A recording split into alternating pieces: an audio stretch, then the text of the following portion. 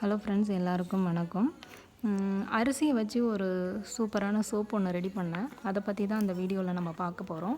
அதுக்கு தேவையான பொருட்கள் பார்த்திங்கன்னா, மீஷோவில் வந்து சோப் பேஸும் கிளிசரின் மட்டும் ஆர்டர் பண்ணி வாங்கியிருந்தேன்.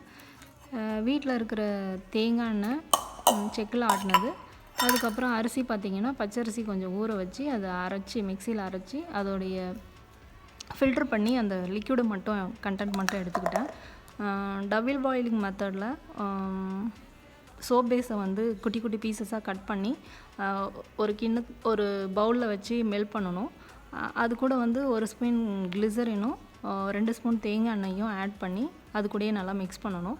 அதுக்கப்புறம் இந்த ஃபில்டர் பண்ணி வச்சுருக்கிற அரிசியோடைய கண்டென்ட்டை வந்து அதில் ஊற்றி நல்லா மிக்ஸ் பண்ணிவிட்டு, நம்மக்கிட்ட எந்த சைஸ் மோல்டு இருக்கோ அதை வந்து அதில் ஊற்றி ஃப்ரீசரில் வச்சு எடுத்திங்கன்னா சோப் ரெடி ஆகிடும். யூஸ் பண்ணி பார்த்துட்டு எப்படி இருந்ததுன்னு கமெண்ட்டில் சொல்லுங்கள் ஃப்ரெண்ட்ஸ்.